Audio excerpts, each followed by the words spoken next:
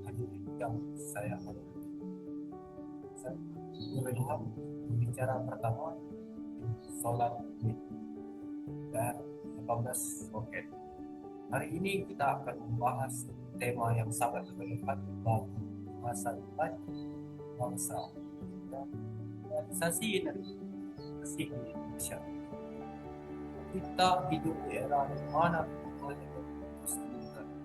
sementara sumber daya fosil semakin menipis dan dampaknya terhadap lingkungan semakin berat. Karena itu, energi bersih seperti tenaga surya, angin, air, dan biomasa menjadi harapan baru bagi Indonesia untuk mencapai pembangunan berkelanjutan. Di kota, masyarakat mulai memakai kendaraan listrik dan panel surya. Namun di banyak desa, listrik masih padam berkilau. Bahkan ada yang masih menyalakan pita di malam hari. Kita ingin bumi yang bersih, tapi apakah kita juga siap memastikan manusia di dalamnya hidup adil dan setara? Kali ini, paradoks lah yang akan kita bahas hari ini. Nantinya, pembicara kedua kami, Kia Regis, akan menjelaskan mengapa kami mendukung realisasi energi bersih sebagai langkah menuju masa depan yang mandiri dan berkelanjutan di mana teknologi hanya alat tapi jalan menuju.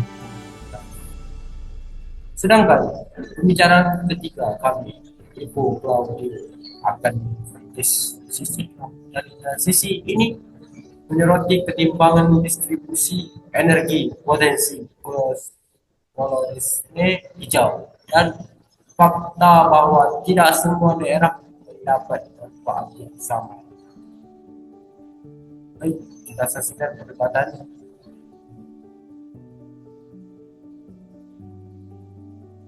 Nah, perkenalkan saya Rivo Claudio sebagai tim pro pada kesempatan kali ini dengan mosi realisasi clean energy di Indonesia. Dewan juri yang terhormat, saya dari tim pro berdiri dengan keyakinan penuh untuk mendukung mosi realisasi energi bersih di Indonesia. Saya percaya bahwa energi bersih bukan sekedar wacana idealis, melainkan tuntutan zaman untuk menjamin masa depan bangsa yang berdaulat, berkelanjutan dan berkeadilan.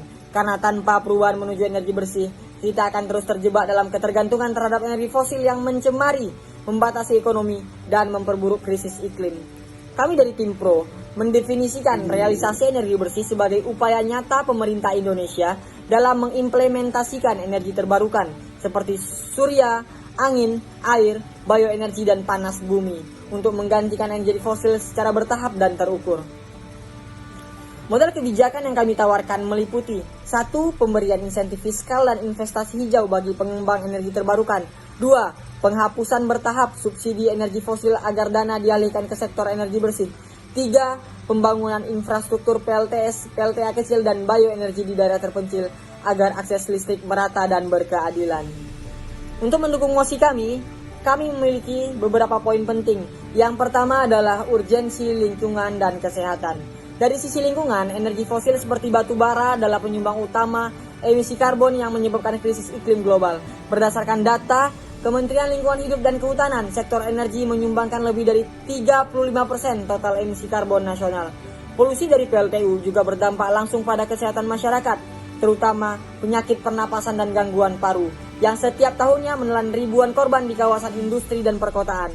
Karena itu, realisasi energi bersih menjadi langkah strategis dalam mengurangi beban lingkungan dan kesehatan nasional. Indonesia sendiri telah memiliki komitmen kebijakan yang jelas dalam transisi energi. Antara lain, 1. Rencana Umum Energi Nasional yang menargetkan bauran energi baru dan terbarukan sebesar 23% pada tahun 2025. 2. Komitmen Net Zero Emission 2060 yang ditegaskan melalui Long Term Strategy for Low Carbon and Climate Resilient. 3. Just Transition Partnership, kerjasama Indonesia dengan negara mitra internasional yang menyiapkan dana hingga 20 miliar US dollar untuk mempercepat pensiun dini PLTU dan memperluas energi bersih. Semua kebijakan ini menunjukkan bahwa realisasi energi bersih bukan lagi sekedar wacana, melainkan arah pembangunan nasional. Artinya, kami dari Tim Pro berdiri di posisi yang selaras dengan visi negara dan bertanggung jawab global terhadap perubahan iklim. Poin yang kedua, keuntungan ekonomi dan kemandirian energi. Dari sisi ekonomi, energi bersih justru membuka peluang bagi kemandirian nasional. Dalam jangka panjang, energi terbarukan lebih efisien dan stabil dibanding energi fosil yang harganya fluktuatif. Menurut laporan International Energy Agency, biaya listrik dari energi surya kini lebih murah dibanding PLTU batubara di beberapa wilayah Indonesia. Transisi energi juga menciptakan lapangan kerja baru, menarik investasi, dan memperkuat ekonomi daerah. Dengan memanfaatkan potensi alam kita, sinar matahari, angin, panas bumi, dan air, Indonesia bisa berdiri di atas sumber daya sendiri, bukan bergantung pada impor minyak dan gas. Poin yang ketiga, keadilan sosial dan pemerataan energi. Energi bersih membawa keadilan sosial. Namun, masih banyak wilayah di Indonesia ini, terutama di daerah 3T yang belum menikmati listrik secara penuh. Teknologi energi bersih seperti PLTS off-grid dan mikrohidro memungkinkan listrik menjangkau daerah-daerah terpencil tanpa menunggu jaringan besar PLN. Dengan demikian, realisasi energi bersih bukan hanya tentang lingkungan, tetapi juga tentang hak setiap warga negara untuk mendapatkan akses energi yang adil dan berkelanjutan. Dewan juri yang terhormat dan audiens, pihak kami, pihak pro mungkin akan pihak kontra pihak kontra mungkin akan mengatakan Dewan juri yang terhormat dan audiens, pihak kontra mungkin akan mengatakan bahwa energi bersih mahal dan belum siap. Namun faktanya, harga teknologi energi bersih terus menurun setiap tahun. Pemerintah juga telah meluncurkan Just Energy Transition Partnership bersama negara mitra untuk mendukung pendanaan transisi energi bersih di Indonesia. Artinya, dari sisi teknologi dan ekonomi, Indonesia sudah mampu untuk merealisasikannya. Sementara jika terus bergantung pada energi fosil, maka kita akan menanggung biaya lingkungan, kesehatan, dan sosial yang jauh lebih mahal di masa depan. Berdasarkan 3 argumen utama di atas, urgensi lingkungan, manfaat ekonomi, dan keadilan sosial, kami tegaskan bahwa realisasi energi bersih di Indonesia bukan hanya sekedar mimpi belaka, tetapi kebutuhan yang nyata. Langkah ini adalah wujud tanggung jawab kita terhadap bumi dan generasi mendatang. Karena bangsa yang hebat bukan yang bergantung pada sumber daya yang kotor, melainkan yang berani bertransisi menuju masa depan yang bersih, hijau, dan berkelanjutan. Saya sebagai Tim Pro dengan tegas mendukung mosi realisasi energi bersih di Indonesia. Terima kasih. Hari ini kami tidak menolak rencana baik untuk keberlangsungan masa depan. Kami juga tidak menolak visi dunia untuk lebih hijau, lebih bersih, dan lebih berkelanjutan. Namun, kami menolak ketidakadilan yang dibungkus dengan warna hijau dan disebut energi bersih ini. Sebab, apa artinya masa depan yang hijau jika hanya dinikmati oleh segelintir orang saja, sementara yang lain tetap hidup dalam kegelapan? Energi bersih yang hari ini diagung-agungkan seolah menjadi simbol kemajuan bangsa.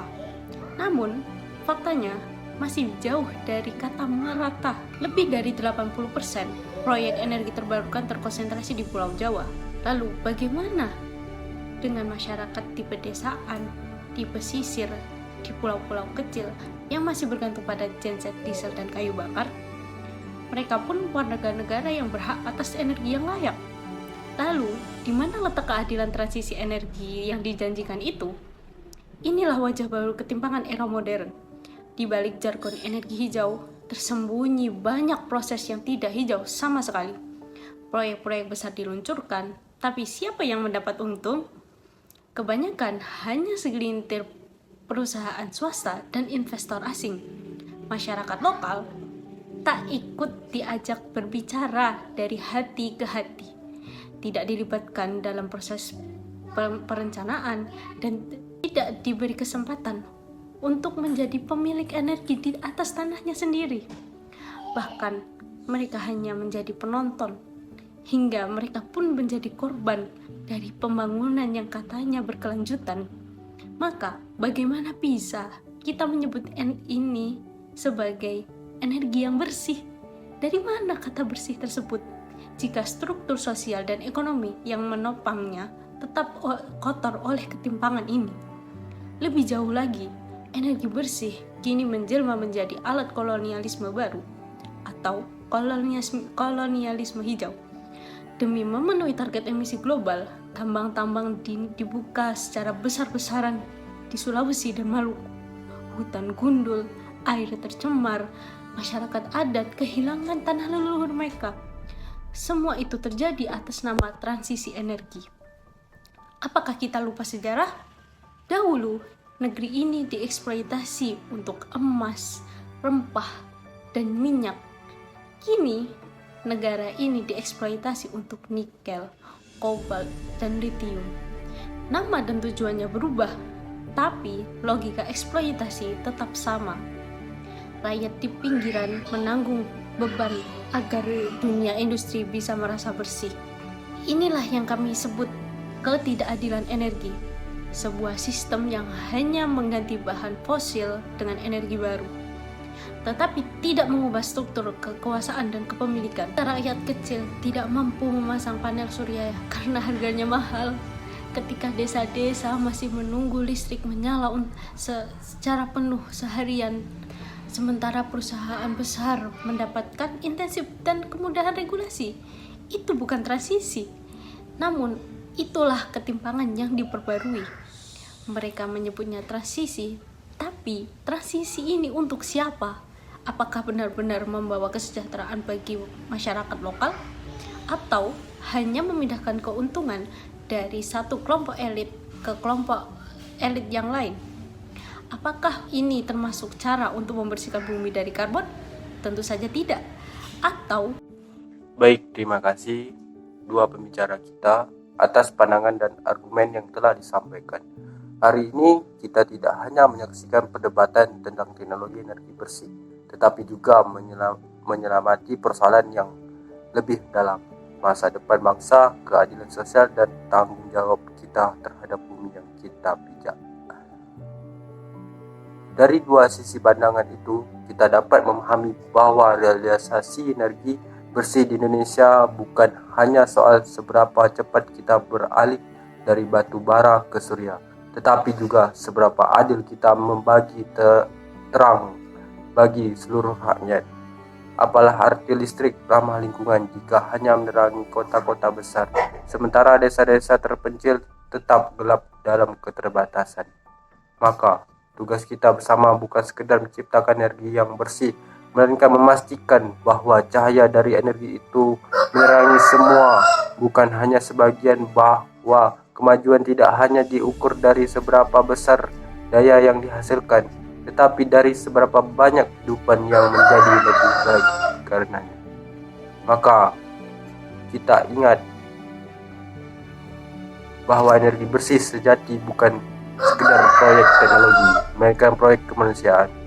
Transisi energi bukan hanya tentang mengubah sumber daya, tetapi juga tentang mengubah cara kita berpikir, cara kita berbagi, dan cara kita menjaga bumi untuk energi dan generasi yang akan datang. Terima kasih atas perhatiannya dan pemikiran dari semua pihak.